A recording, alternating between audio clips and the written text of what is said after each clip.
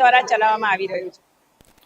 તો આ તરફ હવે વાત કરીએ સુરતની, તો સુરત જિલ્લા ભાજપ કાર્યાલય ખાતે આજે મહત્વપૂર્ણ સેન્સ પ્રક્રિયાની શરૂઆત કરવામાં આવી છે। જિલ્લા પંચાયત, 11 તાલુકા પંચાયત અને 4 નગરપાલિકાઓ માટે પ્રમુખ, ઉપપ્રમુખ સહિતના પદાધિકારીઓની પસંદગી માટે આ પ્રક્રિયા હાથ ધરાઈ છે।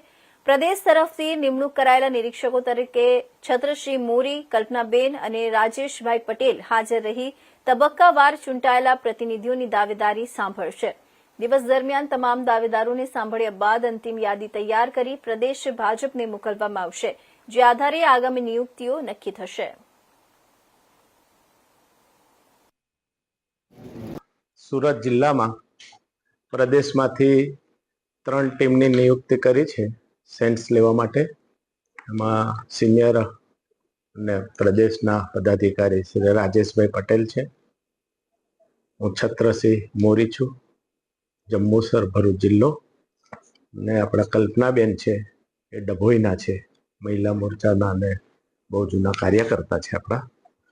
ત્રણેય સેન્સ લેવા માટે આખા પ્રદેશમાંથી સમગ્ર ગુજરાતમાં આજે આ કાર્યવાહી ચાલે છે। 2 દિવસમાં પૂરી કરવાની છે, કોઈ આજે જશે, કોઈ આવતીકાલે જશે। આ સેન્સ પ્રક્રિયામાં જેમ ટિકિટો માટે અમે આવ્યા હતા એ જ પ્રમાણે ફરીથી 3ની પેનલ આવી છે। આ જિલ્લામાં 10 તાલુકા પંચાયતની સીટ છે, તાલુકા પંચાયત છે, 4 નગરપાલિકા છે અને 1 જિલ્લા પંચાયત છે। આ 15 યુનિટને અમારે 1 to 1 બધાને સાંભળવાના છે, અને એમાં પ્રમુખ, ઉપપ્રમુખ, કારોબારી અધ્યક્ષ, દંડક, પક્ષના નેતા, બધાના નામો અમારે લેવાના છે, અને જે નામો આવે એ લઈને અમારે 3ની પેનલ બનાવીને પ્રદેશમાં આપવાની છે।